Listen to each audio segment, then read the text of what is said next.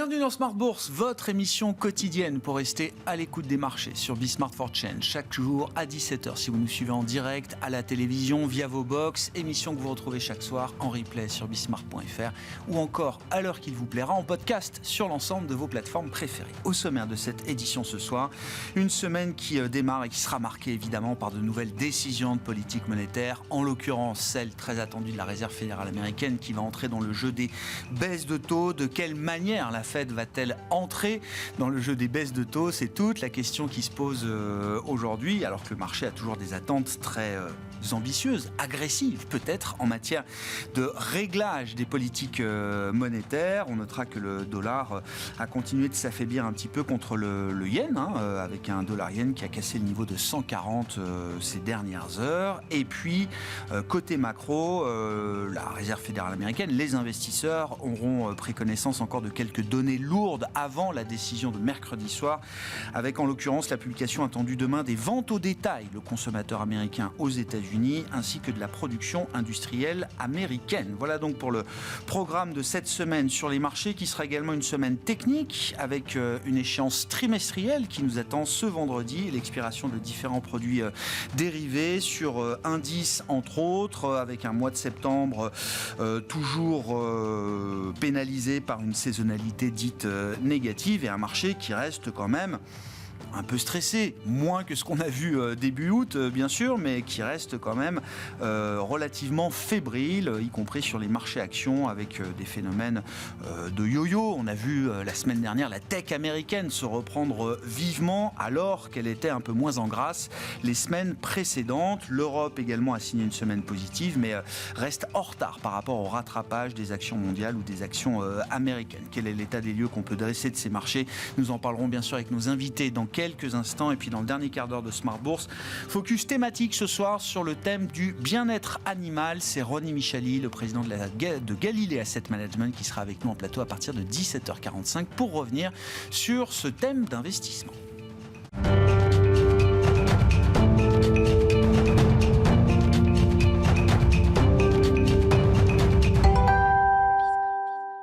Avant d'accueillir nos invités, le point sur les enjeux du moment et ses tendances, mon ami, chaque soir en ouverture de Smart Bourse avec Pauline Gratel. Bonsoir Pauline. Bonsoir. On vous retrouve donc pour nous livrer les infos clés du jour sur les marchés, tendances prudentes, indécises, un peu de fébrilité peut-être chez les investisseurs avant une semaine importante. Oui, les bourses européennes évoluent en ordre dispersé.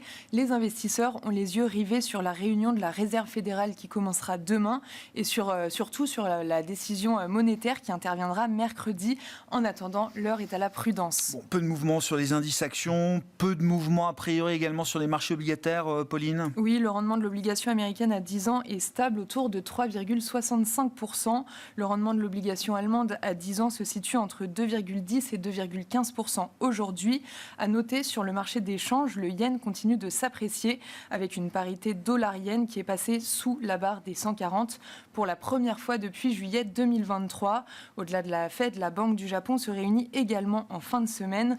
À ce stade, le marché n'attend pas de nouvelles hausses des taux pour cette réunion. On aura également la Banque d'Angleterre, là aussi, des paris un peu partagés, mais le consensus semble nous dire que la Banque d'Angleterre pourrait marquer une pause à l'occasion de cette réunion ce mois-ci pour signaler de futures baisses de taux lors des prochaines réunions. Tout ça sera confirmé évidemment tout au long de la semaine. Côté macro, l'agenda était assez léger, Pauline, mais les investisseurs ont quand même pu jeter un œil sur l'indice Empire State de la Fed de New York. Et l'activité manufacturière de la région de New York a bondi et c'était inattendu pour le mois de septembre.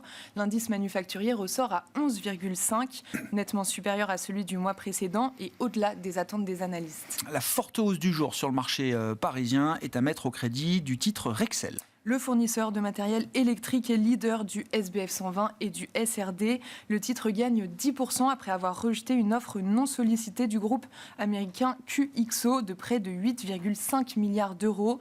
Rexel estime que la proposition sous-valorise le groupe. En conséquence, le conseil d'administration décide de ne pas donner suite à l'unanimité. Puis derrière Rexel, on trouve Virbac qui a publié aujourd'hui ses résultats du premier semestre. Des résultats salués par le marché puisque le titre gagne plus de 6% aujourd'hui. Le groupe pharmaceutique dédié à la santé animale fait état d'une marge record au premier semestre de 21,5%. Dans le même temps, Virbac confirme ses objectifs financiers annuels avec une croissance de son chiffre d'affaires entre 7 et 9%. Et puis de l'autre côté du spectre, le plongeon de Worldline se poursuit encore aujourd'hui. Oui, le prestataire de paiement annonçait vendredi le départ de son directeur général et a baissé ses objectifs financiers annuels. Le titre plongeait de 20% avant le week-end et continue sa chute aujourd'hui de plus de 12% au cours de la séance, au plus bas historique. Quels vont être les temps forts de la semaine sur les marchés, Pauline ? Cette semaine est une semaine d'échéance sur les marchés avec l'arrivée à expiration de plusieurs produits dérivés vendredi. Demain, les investisseurs prendront connaissance de l'indice ZOO du moral des investisseurs allemands du mois de septembre. Aux États-Unis, la production industrielle et les ventes au détail du mois d'août seront publiées. Côté micro, les résultats de Vinci sont attendus. Merci beaucoup Pauline. Pauline Gratel avec nous chaque soir en ouverture de Smart Bourse pour vous apporter les infos clés du jour sur les marchés.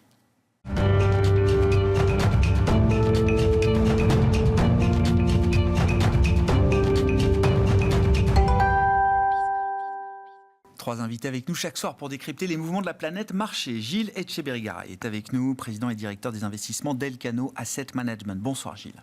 Merci d'être là. Geoffroy Lenoir nous accompagne également. Bonsoir Geoffroy. Bonsoir. Vous êtes co-directeur des gestions OPC d'Ophi Invest Asset Management et Philippe Usan à nos côtés également. Bonsoir Philippe. Bonsoir. Ravi de vous retrouver. Vous êtes directeur général adjoint et directeur des gestions d'IM Global Partner. Quel cycle de baisse de taux devant nous, Philippe, avec la question de savoir comment est-ce que la Fed peut entamer de la meilleure manière possible son cycle de baisse et rejoindre ainsi d'autres banques centrales qui ont déjà commencé à baisser les taux. Mais avant cela, à quoi le marché se prépare à ce stade, Philippe ? Alors, commençons effectivement par les marchés. Donc les marchés sont partagés. Quand vous regardez la probabilité, on est quasiment à 50-50 entre une baisse de 25 points base. Donc la baisse, elle est acquise, elle est téléguidée. Une baisse de 25 et une baisse de 50. Le point important aussi, c'est que ça ne s'arrête pas là. Le marché price quasiment 120 points de base de baisse de taux d'ici la fin de l'année, 250 points de base de baisse de taux d'ici à l'été prochain. Donc c'est en un an, 250 points de base attendus du côté de la Fed. Un assouplissement très significatif et un assouplissement rapide, puisque, comme vous le rappeliez, la Fed serait la dernière, on va dire, dans les grandes banques, quand le Japon est à part, à entamer son cycle de baisse de taux, mais la BCE, qui a déjà baissé 2 fois, mais c'était une fois par trimestre, et de 25 points de base seulement. La Banque du Canada les a baissés de mémoire consécutivement 3 fois voilà, ouais. De 25 points de base. La Banque d'Angleterre, on va voir cette semaine si elle fait 25 à chaque meeting ou 25 une fois tous les 2 meetings. Donc, mais le marché est parti sur un assouplissement rapide, alors que la croissance aux États-Unis est quand même bien au-dessus de celle des autres pays développés, que certes l'inflation diminue, ça on ne va pas le nier, mais elle reste quand même au-dessus des cibles de la Fed. Et les derniers chiffres montrent quand même que certes, comme on dit toujours, le dernier kilomètre, le dernier mile pour les Américains est quand même long. Le seul élément, parce qu'effectivement il y a quand même un élément derrière, c'est la dégradation très progressive du marché du travail. Vous vous souvenez, tout ça, c'est parti début août de la fameuse activation de la règle de Sam. Voilà. Ouais. Même si, et c'est pas moi qui le dis seulement, c'est Madame Sam. C'est Claudia Sam elle-même. Voilà, c'est une règle empirique. Et oui. On pourrait aussi penser que le marché du travail américain, aujourd'hui, il est structurellement plus tendu et que les chefs d'entreprise américains seront peut-être moins prompts à licencier qu'ils ne l'ont été dans les 30 dernières années. Donc une baisse de taux, oui. Une baisse de taux aussi rapide. En tout cas, 50 points de base pour démarrer. Moi, je n'y crois pas forcément. Le deuxième point, c'est que il faut aussi regarder l'histoire. Et effectivement, on a eu deux types d'assouplissement. Ouais. Des assouplissements qui ont démarré avec 50. Moi, j'en ai trouvé 2, en fait. 2001 et 2007. D'accord. Oui. Voilà. Oui. On n'est pas tout à fait dans la même... Des exemples d'intervention en urgence, on peut le dire comme ça. 2001, ça a même démarré avec un intermeeting qui était le premier jour ou le deuxième jour de l'année. 2007, ça a démarré en septembre. Donc après, quand même, la crise, le BNP qui... Bien sûr, le gel des fonds monétaires pendant l'été 2007. Donc, on a vu le rachat de Bear Stearns aussi, je crois, en début d'année. Enfin, il y avait déjà... C'est 2008. Bon, il y avait déjà des craquements avant la grande faillite de Lehman, un an après. Exactement. Donc ça, c'est les dossiers qui démarrent avec 50 points base. Il y a bien une récession derrière. Je mets de côté 2020 parce que l'assouplissement démarre en fait en 2019. 2019, c'est 25 points de base. 95, le fameux dernier soft landing, c'est 25 points de base. 98, quand il y a la crise russe, il y a 3 baisses de taux, 25 points de base, la première. 87, le crack de 87, 25 points de base. Donc 50 points de base, c'est quand même un signe.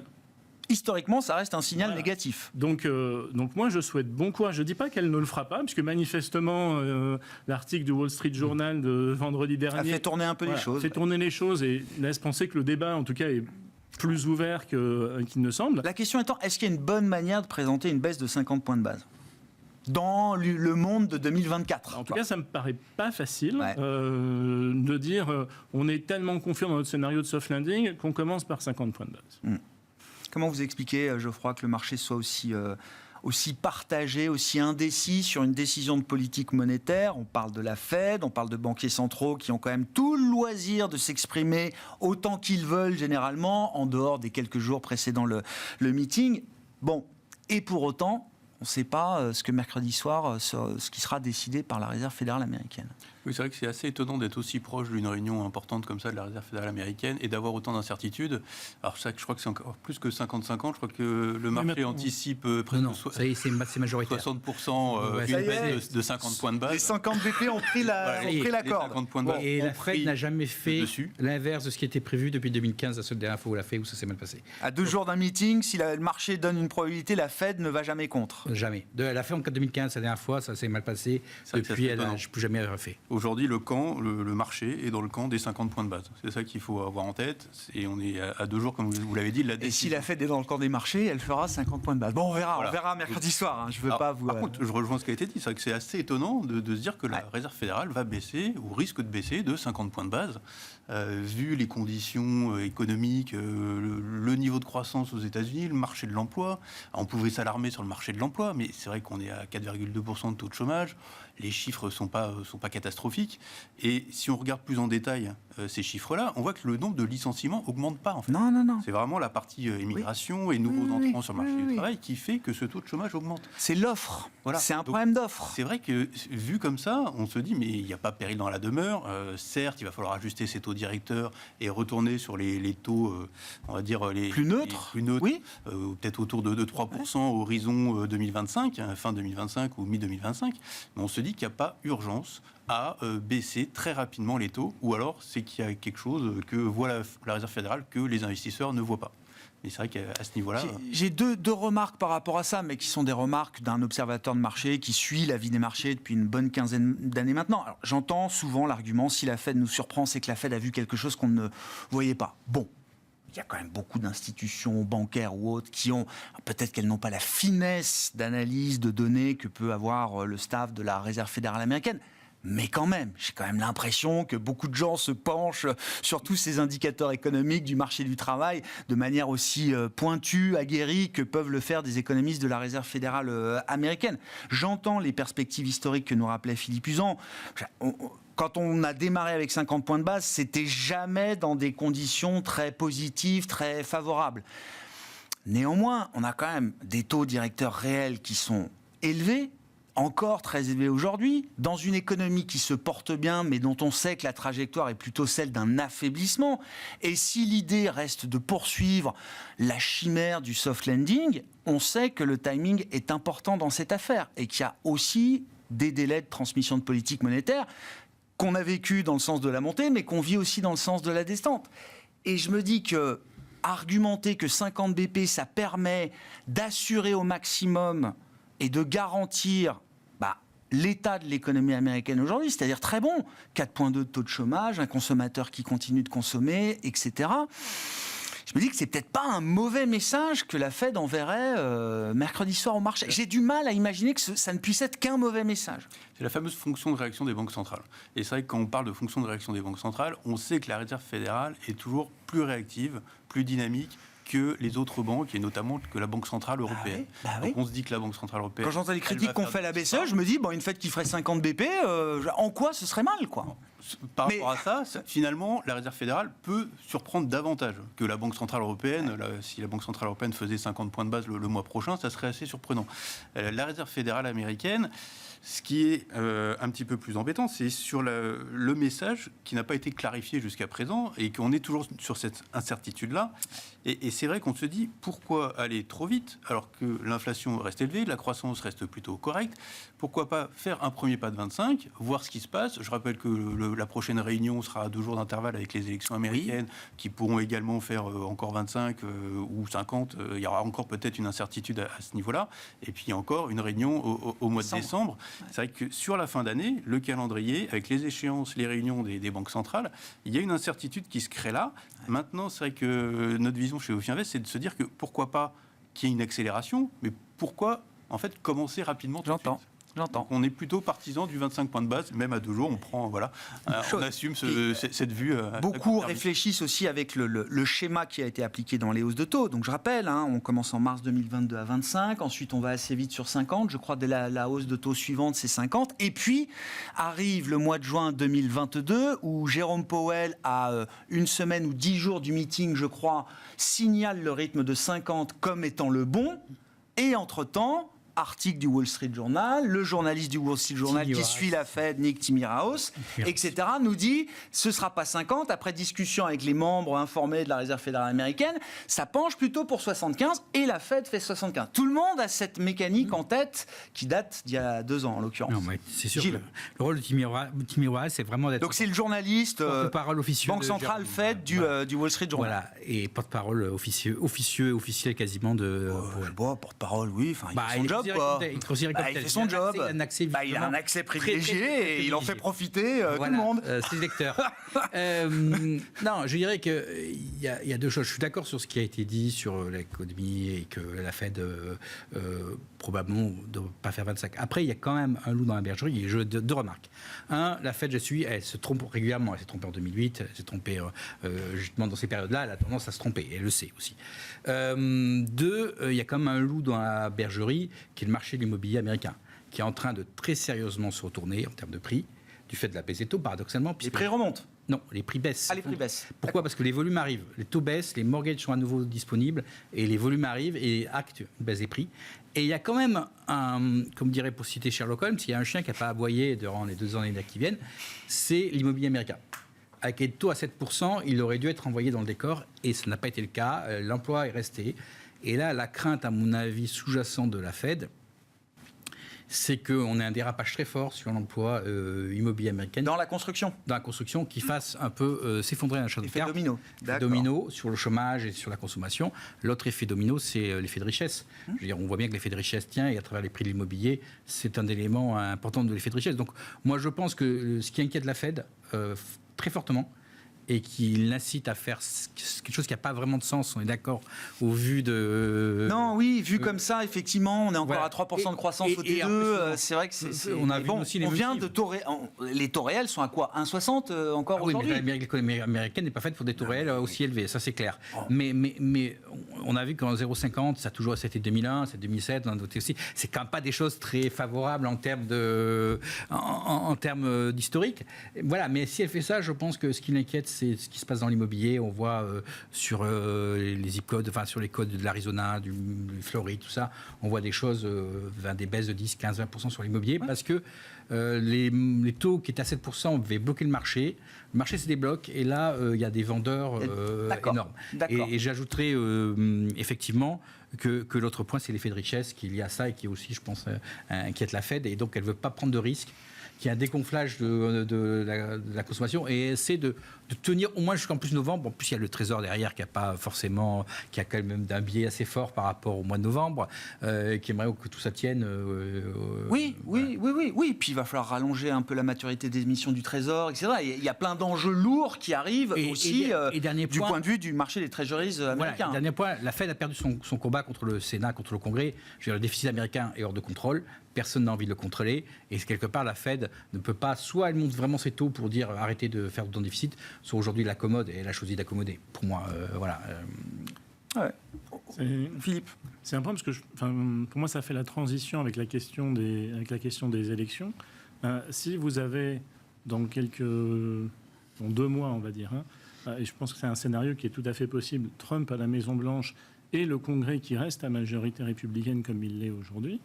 C'est quoi aujourd'hui, il est démocrate républicain. Hein. Oui, en tout cas, c'est moitié-moitié au Sénat et c'est une majorité. Le Sénat ne tient que grâce à la voix de la vice-présidente. Tout à fait.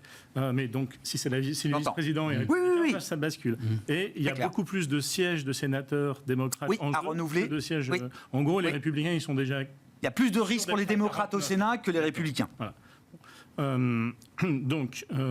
Dans ce cas-là, c'est quoi les 2 grandes mesures de l'agenda politique du Parti républicain aujourd'hui? C'est des baisses d'impôts, de nouvelles baisses de taxes sur les entreprises, une prolongation des baisses d'impôts qui, vous savez, vont arriver à échéance en 2025. Donc là, il faudra forcément en faire quelque chose, d'un côté. Et de l'autre côté... Des tarifs. Même sans les tarifs, d'accord. Une politique beaucoup plus dure sur l'immigration. Oui. D'accord. Oui. Donc, normalement, c'est, on va dire, positive croissance... et pas très positif sur l'inflation par le côté emploi, alors qu'on dit déjà que le problème, c'est plus l'offre que la demande. Est-ce que dans cet environnement-là, et alors encore une fois, rien n'est certain, on saura à la prochaine réunion de politique monétaire, mais est-ce que c'est dans cet environnement-là, vous avez envie de démarrer un cycle d'assouplissement monétaire pied au plancher? L'argument est, j'allais dire, renversé par certains dans le marché qui disent, vu cette incertitude à l'issue du résultat de l'élection de novembre, autant préempter et autant couvrir le risque Trump avec peut-être un premier pas qui enverrait un message fort. Et j'ajouterais qu'à la Chambre des représentants, les démocrates depuis 2 ans, depuis l'avortement, les républicains sous-performent systématiquement localement et on pourrait avoir une Chambre des représentants qui repasse démocrate parce que toutes les banlieues, le vote féminin en particulier, est passé côté démocrate et ce qui explique, déjà ils ont gagné que de 5 sièges alors que c'est traditionnellement favorable aux républicains. Donc sur une élection où Trump va probablement encore perdre au nombre de voix globalement, je veux dire, tout ce vote populaire. Sur les grands électeurs. Oui. Donc je pense qu'on est juste sur le Sénat, mais on pourrait avoir une Chambre des représentants qui passe démocrate. Et donc un Congrès quand même qui resterait partagé de ce point de vue-là. Qui resterait partagé, même si le Sénat, parce que depuis 3 ans, depuis l'arrêt Doe versus Wade, les républicains sous-performent systématiquement, localement, dans toutes les élections qu'ils ont eues. Il y a un certain nombre de mesures que le président peut prendre directement par décret. Oui, mais pas sur l'immigration et pas sur la fiscalité. Les tarifs. Sur les tarifs, en l'occurrence. Geoffroy, alors au-delà du 25-50 de la Fed cette semaine, qu'est-ce que l'entrée en jeu de la Réserve fédérale américaine amène dans le cycle de baisse globale des taux déjà entamé, comme on le rappelait aussi avec Philippe? Est-ce que le risque est plutôt de voir ce cycle de baisse de taux s'accélérer? Est-ce qu'on imagine rester sur quelque chose, alors de coordonné, je ne sais pas, mais d'assez synchrone dans le timing, dans la taille, dans les pas qui seront faits par les banques centrales, ou est-ce que assez vite ça peut, partir un peu dans tous les sens en fonction des situations économiques relatives à chaque banque centrale? Oui, alors par rapport à ça, c'est vrai que on peut essayer de prendre un peu de recul par rapport aux prévisions économiques qu'on peut avoir côté États-Unis et côté zone euro. C'est vrai qu'on reste assez convaincu que le fameux soft landing, c'est toujours d'actualité. Donc en fait, quelle que soit un petit peu la manière dont on réduit les taux, on devrait rester dans ce scénario-là. C'est vrai que le côté vraiment très récessif, aujourd'hui, on n'a pas d'indicateur de signaux avancés qui nous dit que l'économie américaine doit rentrer en récession. Donc on est plutôt sur une phase à se dire, là, le marché anticipe peut-être un petit peu beaucoup à court terme, et il y aura sans doute un petit peu moins de baisse de taux délivrée par la Réserve fédérale que ce qui est anticipé par le marché. Par contre, que l'année prochaine, la Réserve fédérale accélère, baisse ses taux, arrive sur le taux neutre autour des 3%. dans le contexte actuel, avec les chiffres qu'on a, les indicateurs avancés qu'on a, ça nous paraît tout à fait réaliste et ça colle parfaitement avec un scénario un peu idéal, un peu avec les lunettes roses sans doute. Mais la destination que le marché entrevoit, alors elle vient peut-être un peu vite dans le calendrier, mais la destination que le marché voit, 250 points de base de baisse de taux, ça paraît légitime et cohérent, en théorie, sur le papier en tout cas. Ça paraît tout à fait légitime, qu'on arrive, encore une fois, le taux neutre, on peut le recalculer de toute façon, et si on arrive autour des 3% à 25 BP près, ça ne changera pas forcément grand-chose, mais en tout cas, ça nous paraît être le scénario le plus probable à date sur la réserve fédérale. Comment ça se translate pour la BCE du coup ? Alors pour la BCE, c'est vrai qu'on est dans un schéma qui est assez différent. On a vu qu'elle a commencé à baisser ses taux avant la réserve fédérale, elle pourra nous le redire quand ça l'arrangera, ça sera plutôt, on va dire, peut-être un fait marquant. Ce qu'on peut estimer, c'est que la BCE est dans un cas complètement différent, où il y a des vraies raisons de baisser, et il y a des vraies raisons de baisser peut-être même plus rapidement que pour la réserve fédérale américaine, puisque la croissance, on n'est pas du tout sur le même niveau, on est sur une croissance qui est en dessous des 1% en zone euro,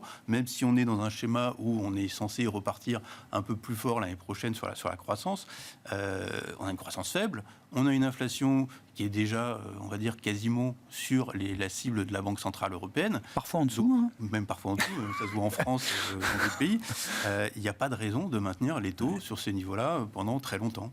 Donc c'est vrai qu'on peut se questionner sur le fait d'être aussi prudent côté Banque Centrale Européenne. Pour vous, cette prudence de la BCE, à un moment, elle sera confrontée à une réalité qui poussera la BCE à accélérer ou à en faire plus vite, ou procéder à des tailles de baisse de taux plus importantes ? Oui, je pense qu'elle devrait accélérer en début d'année aussi. Là, on est plutôt sur un calendrier où elle va baisser ses taux une prochaine fois en décembre. Elle va sans doute sauter le prochain meeting, comme c'est largement attendu. Donc une baisse en décembre. Ça peut revenir. On verra.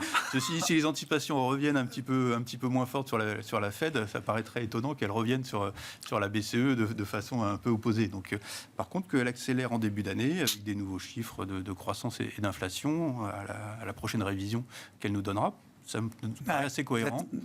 Vous attendez atterrir vers les 2% après. Vers les 2%. Bon, pour le coup, vous attendez ce genre de schéma aussi, Philippe ? La BCE, elle serait sans doute ravie d'une trajectoire rapide de la Fed, parce que même si elle a eu l'audace de baisser 2 fois les taux avant la Fed, ce qu'elle n'avait jamais fait, je pense qu'effectivement, si elle pouvait derrière se remettre, comme elle a l'habitude de le faire, dans la trajectoire... Dans le flot de la Fed, là, peut-être qu'effectivement, elle validerait une accélération de la baisse, et je suis bien d'accord avec vous, elle est du point de vue économique, elle me semble bien plus justifiée. Oui, mais avec quel argument ? Elle part de moins haut aussi, donc c'est vrai qu'elle a moins de munitions. C'est pas la même croissance potentielle. Mais avec quel argument ? Moi, quand j'entends encore Isabelle Schnabel, et je cite pas Isabelle Schnabel parce que c'est... Enfin, si, je la cite parce que c'est quand même elle qui a le lead intellectuel aujourd'hui au sein du board, en tout cas du directoire de la BCE.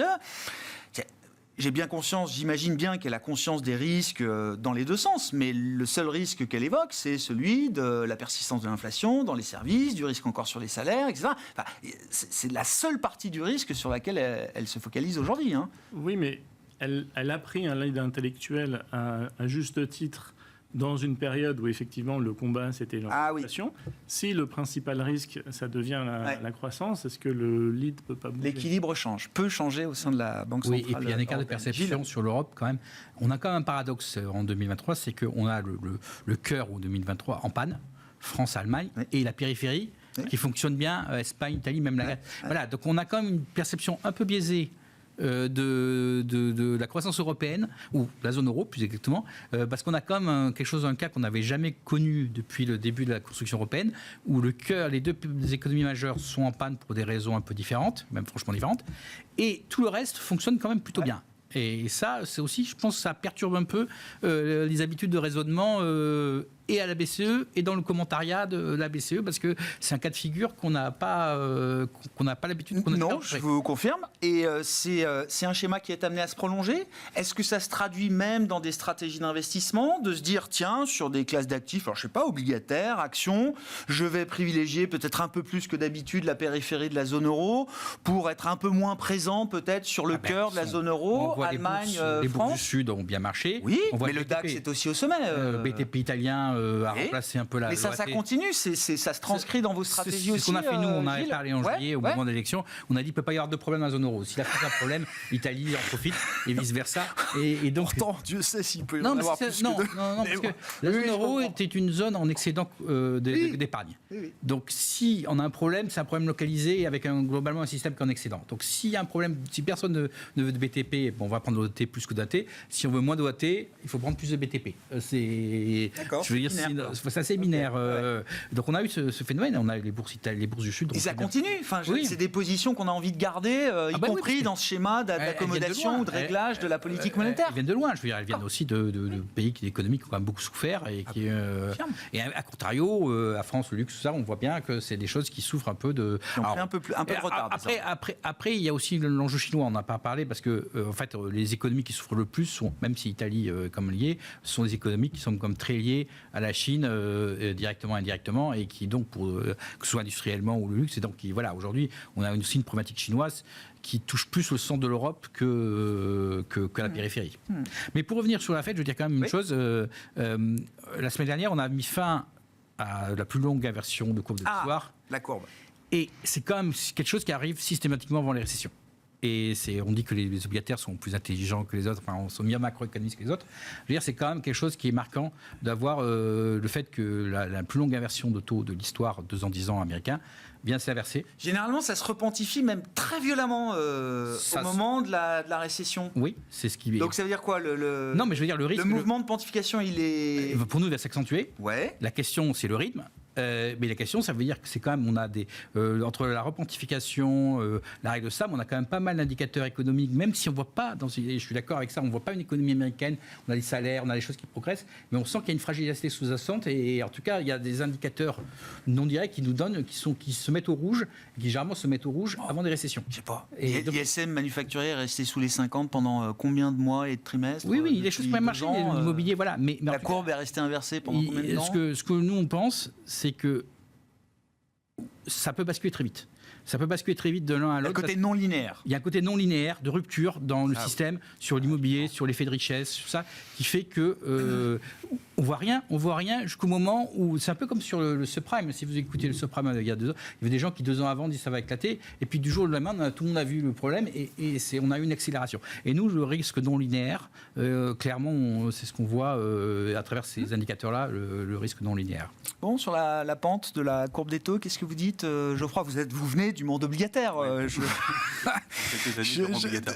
Pardon. Oui, j'ai été quelques Oui. années gérant obligataire. Et on le reste toute sa vie, je crois. Oui. Non, mais c'est quoi une bonne pente? Est-ce que forcément, d'avoir eu ce mouvement à la fois d'inversion et de repontification aujourd'hui, est-ce que c'est toujours un signal négatif à la fin de la journée pour des actifs risqués ou pas forcément?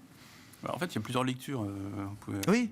Il y a ce que anticipent les marchés actions d'un côté, il y a ce qu'anticipent les taux, ça, on pourra en reparler, mais c'est vrai qu'aujourd'hui, il y a un peu cette dichotomie en termes de pricing des risques sur les différentes classes d'actifs. Si on regarde la partie taux, j'adhère totalement à ce qui a été dit, on sort d'une période d'inversion de courbe.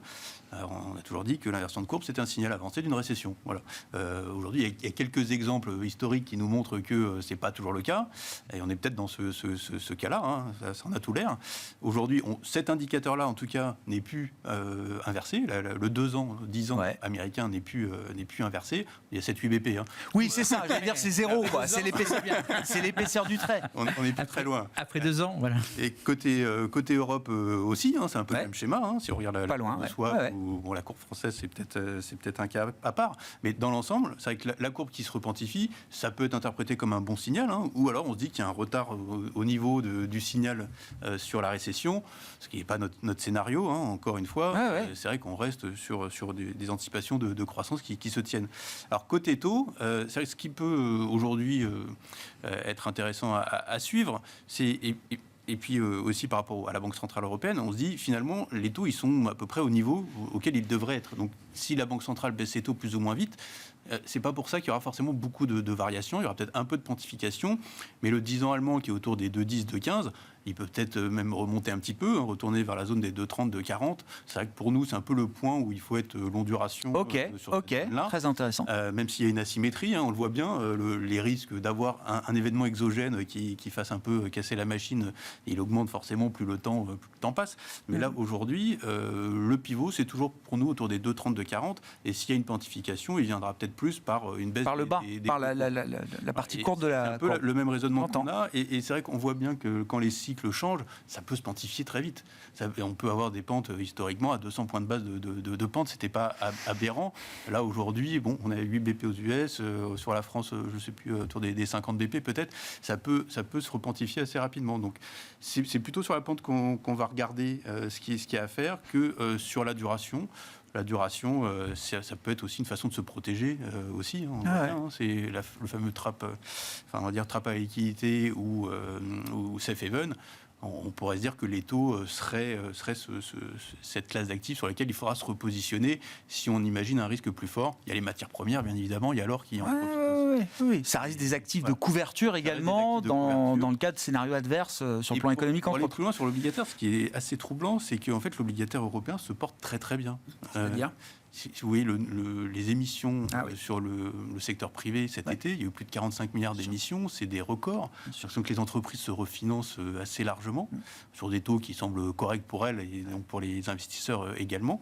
Et ça montre qu'il y a une solidité. Et ça, c'est vrai que c'est plutôt rassurant. C'est vrai que si on regarde plutôt d'un point de vue micro que macro, finalement, en Europe, les émetteurs du secteur privé se portent bien. En face de ça, on a toujours, ça veut dire, des investisseurs qui sont à la recherche de rendement, qui ont compris que les rendements très courts monétaires allaient devenir moins intéressants. C'est aussi des moments d'opportunité là pour les investisseurs. C'est comme ça qu'il faut le comprendre. Oui, aussi. Et je ne sais pas si ça a été noté aussi, mais il y a eu une émission d'Italie qui est passée récemment. J'ai pas vu le dernier, ouais. 8 milliards émises, mais avec une demande énorme. 30 oui, non, plus de 100. Plus de 100 milliards, d'accord. Donc on est vraiment sur des chiffres assez incroyables. Le spread contre Allemagne qui s'est resserré à 135 points de base. Donc finalement, l'Italie se porte bien. On le disait. Nous, on était ravis. La France, l'Italie, il y a peut-être un effet vase communicant. Mais c'est vrai que finalement, sur les fondamentaux, sur le côté technique, il n'y a pas d'alerte sur les marchés obligataires aujourd'hui. Philippe. Après, moi je mettrais juste un petit bémol, et je suis d'accord avec la plupart des choses qui ont été dites, mais si on regarde l'obligataire américain, le mouvement de rallye par rapport au point haut, donc on a dû atteindre 4,75 au milieu du deuxième trimestre, on a déjà baissé de plus de 100 points de base. Rappelez-vous ce qui s'était passé au quatrième trimestre de l'année dernière, quand le marché déjà était parti sur un scénario de baisse des taux assez rapide sur lequel il a dû rétropédaler. Quand il y a un cycle d'assouplissement monétaire, je suis tout à fait d'accord, la courbe elle se repentifie. Si les taux courts vont à 3, c'est pas énorme comme pente pour on va dire le bas de cycle. Si on est à 70 BP de pente de taux, c'est pas Donc alors c'est le début de la normalité, quoi. C'est vrai que je pense que pour la première fois depuis 3 ans au mois d'août, on a eu cette configuration dans laquelle on a eu une baisse des marchés actions et une baisse du taux 10 ans aux États-Unis. Oui. Donc le fameux 60-40, voilà, ça, qui ne marchait plus en tout cas à la baisse. Mais c'est un point. Et encore une fois, je trouve qu'il y a le réflexe un peu habituel de dire si l'économie ralentit, il faut allonger la duration. Moi, ce qui me frappe, c'est que depuis 2 ans, les mouvements de duration ont été extrêmement rapides, extrêmement violents. C'est de plus en plus tactique, de plus en plus rapide. Et donc, les exemples historiques me semble à manipuler avec beaucoup de précautions. À l'inverse... Donc sur la partie longue, vous dites attention à la duration, parce qu'on peut prendre de la duration sur différentes parties de la courbe. Oui, en général, quand on dit prendre de la duration... Mais voilà, j'entends bien. Mais vous dites sur la partie longue, attention à trop de duration. Le segment 10 ans. Le potentiel de baisse supplémentaire... J'entends. Voilà. Je me concentre là encore. Dans un soft landing, oui. Dans un soft landing, dans un scénario où l'endettement reste un peu... À 360, c'est pas donné, quoi. Le 10 ans américain n'est pas donné à 365. Non. Les risques me paraissent à moyen terme asymétriques, avec des anticipations d'inflation qui sont quand même très conservatrices, on va dire, et des taux réels qui sont, certes, ils sont plus... évidemment, ils sont positifs, ce qui n'était pas... Très conservatrice pour l'inflation, ça veut dire que l'inflation n'est pas chère dans le marché aujourd'hui. C'est ça. Oui, c'est ça. Possible, mais bon. Pour la partie action, Qu'est-ce que ça change tout ça Bon, on a parlé de la courbe de taux. Qu'est-ce qui se passe aujourd'hui sur les marchés actions? Est-ce que bon, il y a eu l'épisode de l'été qui nous amène jusqu'à aujourd'hui. On a vu des changements de régime, des changements de leadership. Qu'est-ce qui est du domaine un peu du bruit de marché habituel et qu'est-ce qui est du domaine de nouvelles tendances peut-être qui sont en train d'apparaître, Philippe? Si vous me permettez de faire la transition entre les taux et les actions, moi je serais passé par le crédit. Parce que justement, c'est ce que disait Geoffroy. Il y a on est quand même sur des taux de défaut qui restent faibles. Alors certes, on est sur des spreads plutôt bas, mais par rapport, on va dire, à la qualité de gestion des entreprises, leur capacité à se refinancer, je trouve que ça reste une prime de risque décente. On va dire, on a une rémunération faible, mais pour un risque qui reste plutôt faible. Et donc, dans un contexte où vous le disiez, il y a de la recherche de rendement, que la composante taux d'intérêt devient difficile, on n'est pas rémunéré pour le risque, pour la prime de terme. La prime reste extrêmement basse. C'était négatif, maintenant c'est plat. Donc ça reste quelque chose à privilégier. Et nous, on a vraiment tendance à construire des portefeuilles conservateurs en disant on préfère être sur du 2,5 de duration et avec on va dire un risque de crédit moyen, low investment grade. Donc ça permet quand même d'avoir... Ça, c'est un cœur de portefeuille, un cœur de stratégie pour vous. C'est robuste clair. Avec, effectivement, même si on n'exclut pas un petit peu de fluctuations autour des spreads, des taux qui, eux, finalement, vont être... la composante crédit va s'équilibrer un peu avec la composante taux. Ensuite, sur les actions, là encore, si je me fais le lien, il y a des attentes de croissance, de bénéfices, le consensus des analystes, il est très loin de la situation de profit qu'on pourrait avoir s'il y avait un ralentissement marqué de l'économie. On est encore dans on va dire, double digit, oui, absolument. Donc, aux États-Unis, en Europe, c'est un peu plus... et sur des niveaux de valorisation qui ne laissent pas forcément la place à beaucoup d'améliorations de ce point de vue-là. Donc, moi, vous l'avez compris, le scénario de soft landing, j'ai toute raison d'y croire. Il se trouve que je reviens de 10 jours aux États-Unis, donc là aussi, je peux mélanger à la fois ce que j'ai entendu et ce que j'ai vu. Très intéressant. Donc moi, j'y suis allé en 2001, j'y suis allé en 2008. Je veux dire que quand l'économie américaine souffre, en 5 minutes, vous le voyez. Vous êtes au courant. Voilà. Alors, je suis tout à fait d'accord. On n'y est pas, et c'est pas pour ça qu'on ne peut pas y être dans 3 mois. Donc, j'y retournerai régulièrement, je vous le dirai. Mais en tout cas, aujourd'hui, on n'a j'ai aucun signal faible. Et effectivement, les gérants avec qui j'ai parlé sur place vous disent oui, il y a un ralentissement qui effectivement affecte les secteurs les plus faibles. Il y a dans un certain nombre de secteurs effectivement des changements de part de marché qui vont très vite et donc des entreprises qui souffrent sur leur marge. Ça ne met pas vraiment en question leur bilan, mais qui souffrent sur la marge, et d'autres qui sont en train de gagner des parts de marché de façon très rapide. Mais l'immense majorité, on va dire, des secteurs se porte encore bien. Ouais.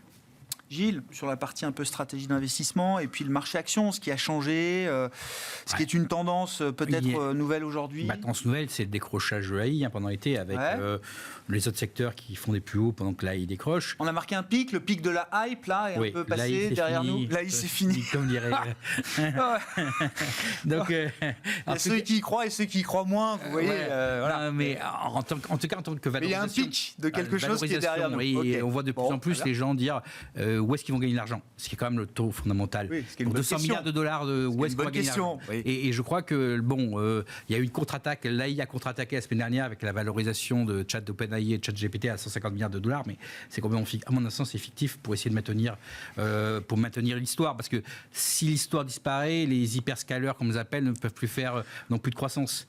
Et s'ils n'ont plus de croissance, ils n'ont pas 40 ou 30... Comme vous dites, si l'histoire disparaît, l'histoire de l'AI générative, voilà. Comme je l'ai dit plusieurs fois, pour moi, la générative n'existe pas. Donc qu'est-ce qu'il y a mieux à faire qu'il y a alors ?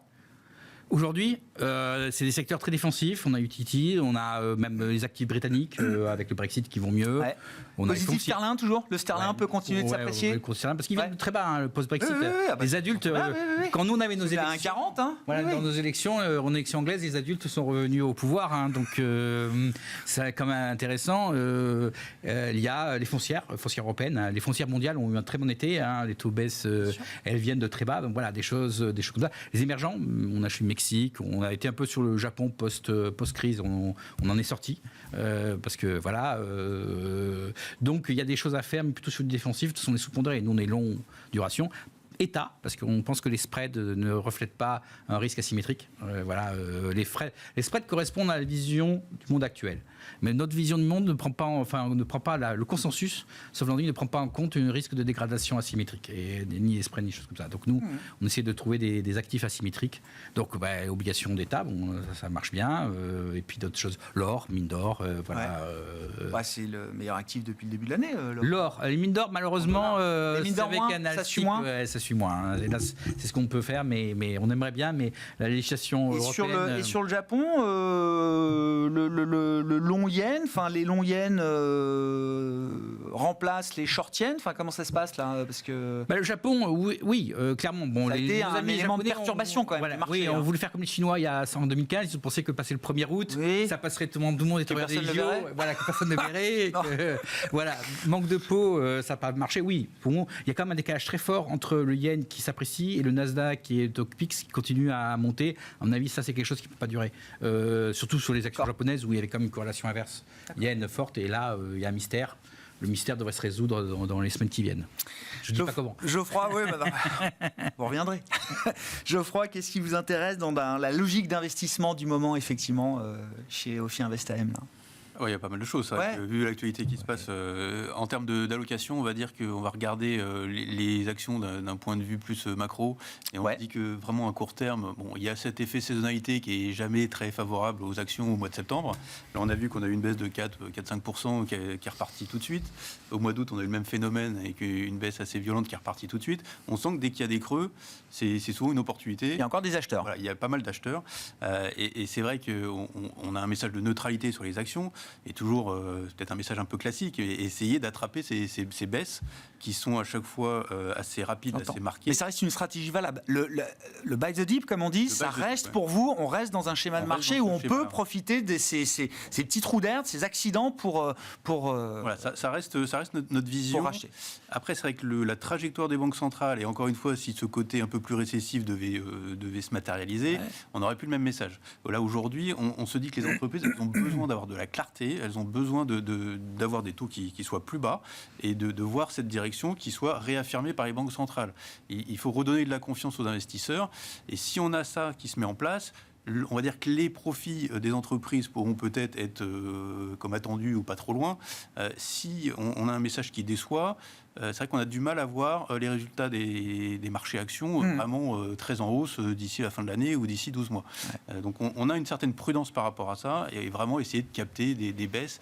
Le secteur de la technologie reste pour nous assez essentiel à surveiller, même peut-être un peu moins qu'avant, même si on a peut-être touché des plus hauts, mais peut-être un peu moins qu'avant, mais on voit que dès qu'il y a des messages comme Nvidia qui rassurent, on a une séance, ça repart. Mais bien sûr. Donc ça reste essentiel pour nous à surveiller dans les prochains mois et prochains trimestres. Bon, la séquence de la semaine, Fed, Banque d'Angleterre, Banque du Japon, pour les décisions de politique monétaire. Merci beaucoup, messieurs, d'avoir été les invités de Planète Marché ce soir. Geoffroy Lenoir, Ophi Invest Asset Management, Philippe Usan, IM Global Partner et Gilles Etcheberry-Garay, Elcano Asset Management.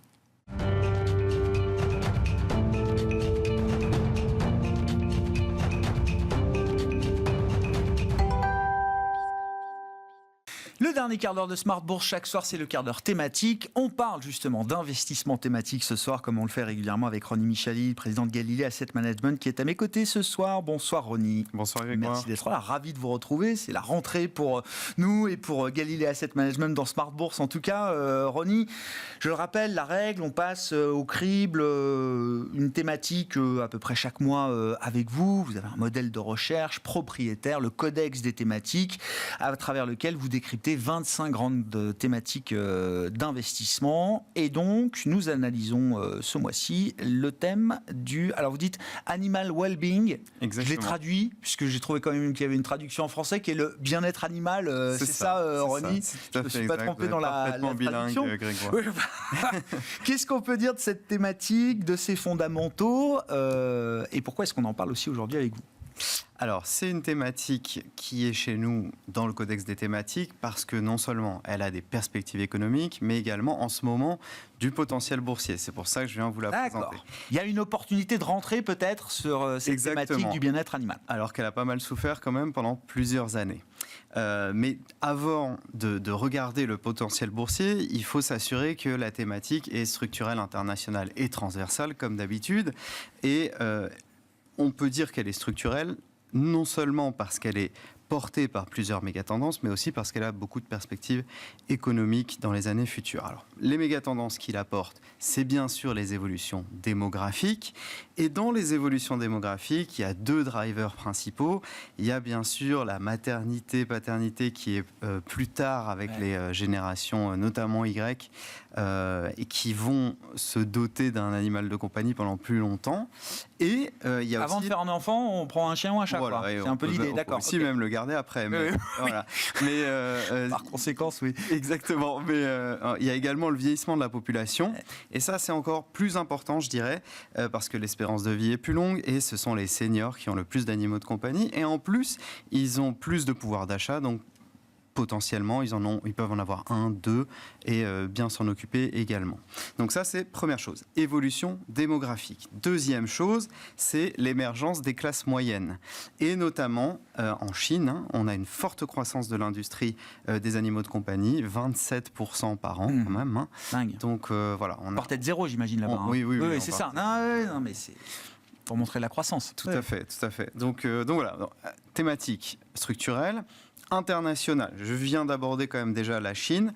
Maintenant, ce qu'il faut savoir, c'est que c'est un marché de niche, si j'ose dire.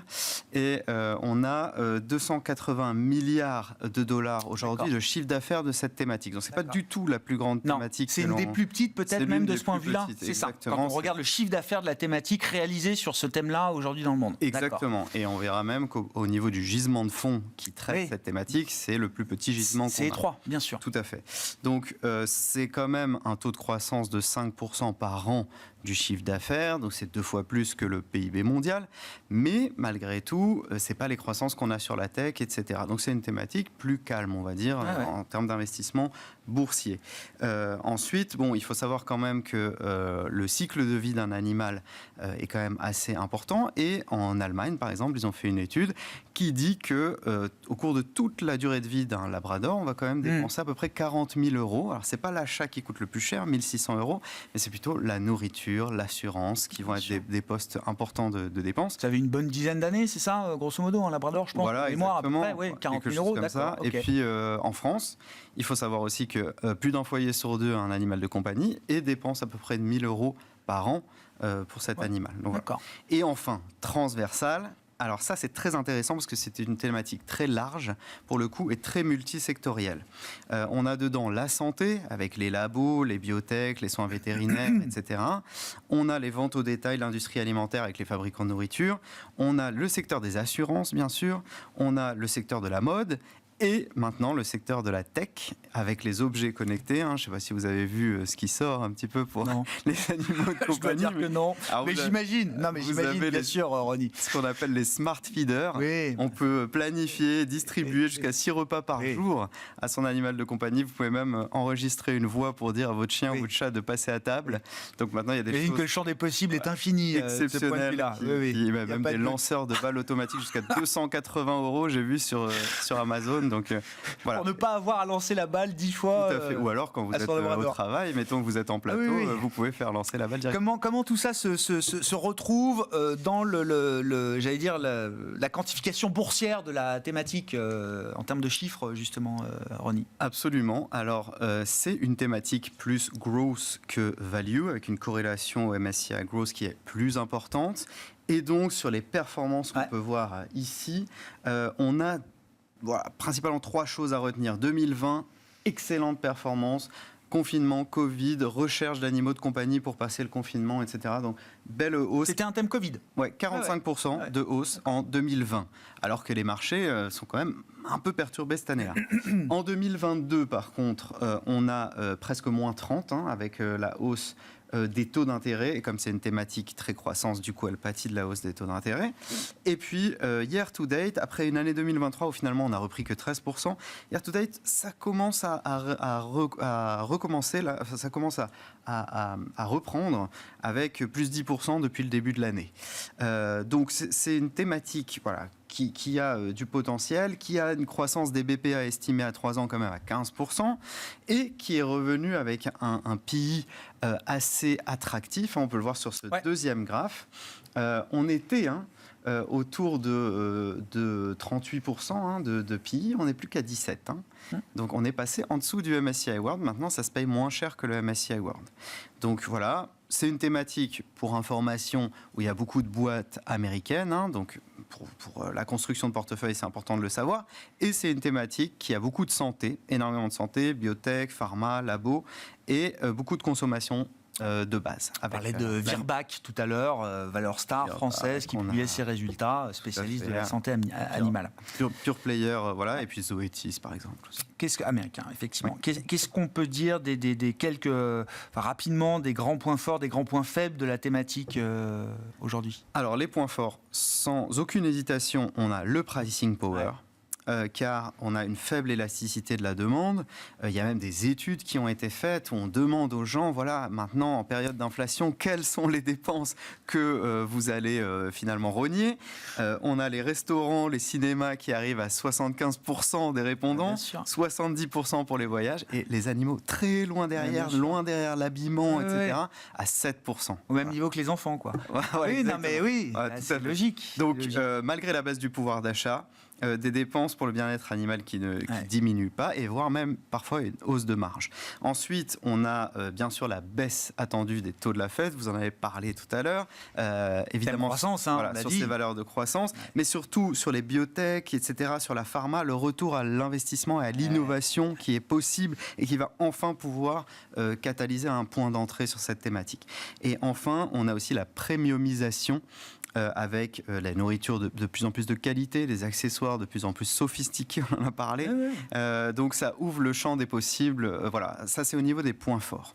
Au niveau des points faibles, on a bien sûr la réglementation qui devient de plus en plus importante, et aussi lorsqu'on a, pour certaines valeurs, les biotech par exemple, la FDA ou une autre entité qui refuse le développement d'un produit, un développement, bien sûr. Ça peut évidemment cracher sur le cours de bourse. On a les controverses qui sont de plus en plus importantes parce que le statut de l'animal est quand même de plus en plus important. Il y a des sociétés qui ont pu un peu avoir de la volatilité à cause de ça. Une société aussi grosse que Nestlé, quand elle a eu des controverses sur sa gamme Purina Pet Care, bien sûr. Elle a connu un peu de volatilité, même si ça reste un département assez petit au sein de Nestlé. Donc il y a une forte disparité des notes ESG, ça dans les points faibles, c'est important quand même pour les investisseurs qui sont intéressés par l'ESG, et elle a une notation ESG en général plus faible que le MSCI. D'accord. Une fois qu'on a dit ça, et vous le disiez d'un mot en introduction, Ronnie, effectivement, c'est une petite thématique en termes de chiffre d'affaires, 280 milliards de dollars, par rapport à d'autres grandes thématiques, bien sûr. Et donc, le gisement de fonds n'est pas infini de ce point de vue-là. Qu'est-ce qui a retenu votre attention, justement? Alors, gisement de fonds très restreint, c'est presque pas un gisement, tant il y en a peu, et très récent aussi. C'est Allianz, clairement, qui a lancé cette thématique, qui l'a popularisée avec donc Allianz Global Investors, avec Allianz Pet and Animal Wellbeing, plus de 500 millions d'euros d'encours sur ce fonds. C'est un pure player avec un biais US, évidemment la thématique a un biais US, donc ça paraît cohérent. Des performances assez proches de celles de l'indicateur qu'on a créé d'ailleurs. Il a 38 valeurs et il va aller chercher dans toutes les tailles de capi, mais il faut savoir qu'il y a beaucoup de mid-cap à l'échelle mondiale sur cette thématique. Donc, fonds assez intéressant qui existe depuis longtemps. Il a un concurrent ETF, pour ceux qui sont adeptes de la gestion passive, avec 28 valeurs, l'ETF en encours de 70 millions, donc c'est à peine assez. Ouais, c'est très faible. Hein. Voilà, c'est vraiment, on dit que c'est souvent à partir de 50 millions qu'on commence à avoir un ETF, c'est ça. Très liquide. Donc voilà, c'est vraiment très restreint. Et cet ETF, il a par contre des grosses convictions, si je puis dire, des grosses pondérations. Par exemple, Chewy qui représente 12% de l'ETF. Donc voilà, plus concentré que 28 valeurs. Et voilà, il peut quand même convenir pour les comptes titres, par exemple, aux investisseurs qui souhaitent aller sur cette thématique animal well-being. De toute façon, il n'y a pas énormément le choix. Ouais. Merci beaucoup d'être venu nous présenter effectivement cette thématique. Voilà, il y a des tailles de thématiques différentes, mais celle-là est particulièrement intéressante, vous l'avez dit, dans le contexte actuel. Merci beaucoup Ronnie. Ronnie Michali, président de Galilée Asset Management, qui vient nous voir régulièrement, vous l'avez compris, pour parler d'investissement thématique dans Smart Bourse sur Be Smart for Change.